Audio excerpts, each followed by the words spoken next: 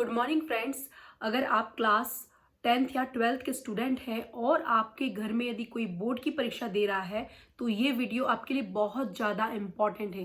Friends, हर साल लाखों छात्र स्टूडेंट्स जो है वो सीबीएसई बोर्ड की परीक्षा देते हैं, लेकिन इस बार कॉपी करेक्शन सिस्टम में कुछ ऐसे बदलाव किए गए हैं जिसका सीधा असर आपके रिजल्ट पर पड़ने वाला है या पड़ सकता है। तो हाँ फ्रेंड्स, आज हम बात करने वाले हैं सीबीएसई के कॉपी करेक्शन सिस्टम में आए बहुत बड़े बदलाव के बारे में। तो चलिए वीडियो शुरू करते हैं। सो फ्रेंड्स, सीबीएसई ने इवोल्यूशन प्रोसेस को ज़्यादा ट्रांसपेरेंट और स्टैंडर्डाइज बनाने के लिए कुछ इंपॉर्टेंट चेंजेस किए हैं और उनमें से फर्स्ट चेंज है कि उसने मार्किंग स्कीम के अनुसार सख्त मूल्यांकन कर दिया है। डिजिटल मॉनिटरिंग सिस्टम को उसने इस एग्ज़ाम में, इस जो 2026 की एग्ज़ाम में चेकिंग के लिए यहाँ पर इन्होंने लागू किया है डिजिटल मॉनिटरिंग सिस्टम को। और केवल जितने ही सही और सटीक उत्तरों पर ही अंक दिए जाएंगे। अनावश्यक जो आप लंबाई या लेंथ के जो लेंथी क्वेश्चंस आप लिख देते हैं मन से बना बना के, उसके ऊपर अंक नहीं मिलेंगे। अब परीक्षक केवल ये नहीं देखेगा कि आपका आंसर कितना लंबा लिखा हुआ है, बल्कि ये दिखाएगा कि आपने पॉइंट टू पॉइंट या सही पॉइंट्स पर अपने सही शब्दों का उपयोग किया है या नहीं। तो ये जो है एक सबसे बड़ा यहाँ पर अपडेट है। अब फ्रेंड्स, यहाँ पर आप बिल्कुल मेरी बात को ध्यान से सुने। सिर्फ पेन को यूज करना चाहिए। सीबीएसई के जो नियम है इसके अनुसार ब्लू या ब्लैक बॉल पेन यूज करें। स्कैनर मशीन से कॉपी चेक होती है। लाइट कलर या जेल पेन की स्याही जो होती है, इंक होती है, वो स्कैन से हल्की दिख सकती है। इसीलिए हमेशा आप ब्लू या ब्लैक बॉल पेन यूज करें। इस बात का बिल्कुल आप ध्यान दें। रेड पेन बिल्कुल भी इस्तेमाल ना करें। रेड कलर एग्जामिनर के लिए उनके लिए एक रिजर्व्ड होता है, ठीक है, पहले से ही। तो रेड पेन को आप बिल्कुल यूज ना करें। रेड पेन यूज करने पर आंसर इनवैलिड माना जाता है, ठीक है, इसीलिए रेड पेन बिल्कुल यूज ना करें। और पेंसिल कब यूज करें? जब आपको कोई ग्राफ या डायग्राम या मैप या ड्राइंग के लिए पेंसिल अलाउ है, तब आप सिर्फ पेंसिल का यूज करें। डायग्राम के बाद आउटलाइन से जो है पेन से आउटलाइन कर दीजिए। यदि आपको ऐसा इंस्ट्रक्शन दिया है तो आउटलाइन जो करें डायग्राम के बाद में आप पेन से कर दे, जिससे कि वो थोड़ा सा डार्क दिखे।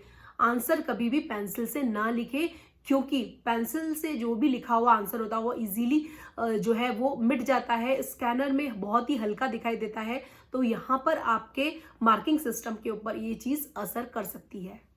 तो फ्रेंड्स, इन बदलाव का स्टूडेंट्स के ऊपर पॉजिटिव इम्पैक्ट भी पड़ने वाला है। तो फ्रेंड्स, जिसमें जितने स्टूडेंट्स जो कि हमेशा रट्टाफिकेशन करते हैं, मगअप करते हैं और रट रट कर चीज़ें लिखने की जिन्हें आदत है, तो वो प्रवृत्ति इसमें कम होगी, रटने की प्रवृत्ति कम होगी।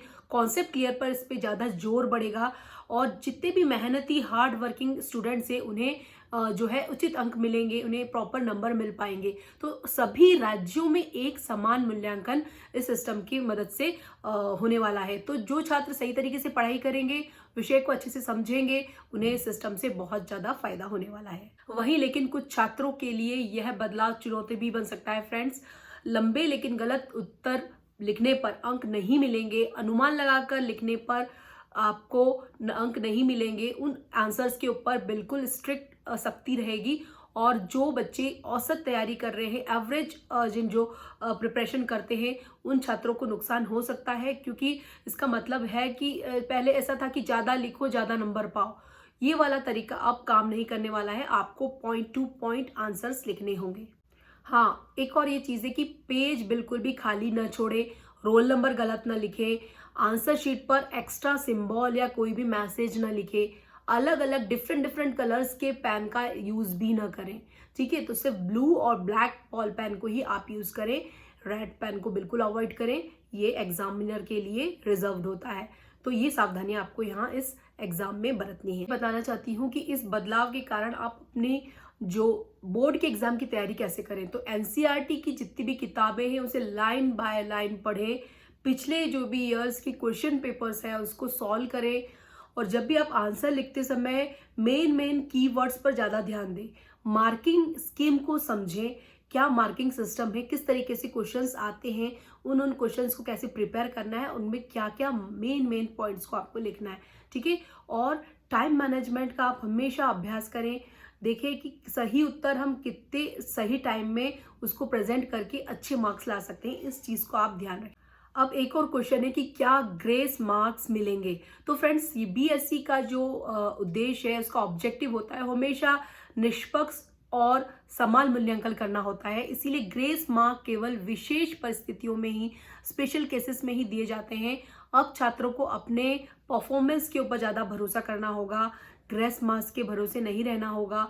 तो अपने प्रिपरेशन के ऊपर आप भरोसा करें, अच्छे से आप प्रिपेयर करें, मार्किंग सिस्टम को समझें, टाइम मैनेजमेंट का आप अभ्यास करें, जिससे कि आपको ग्रेस मार्क की ज़रूरत न पड़े और आप अच्छे मार्क्स लेकर आए। So friends, last but not least आपको यही मैसेज देना चाहूँगी कि दोस्तों, जो बदलाव है वो जीवन का हिस्सा है। हर साल हमारे एजुकेशन सिस्टम में कुछ ना कुछ नए सुधार किए जाते हैं, ताकि जो स्टूडेंट्स हैं उन्हें सही मार्किंग, सही इवोल्यूशन मिल सके।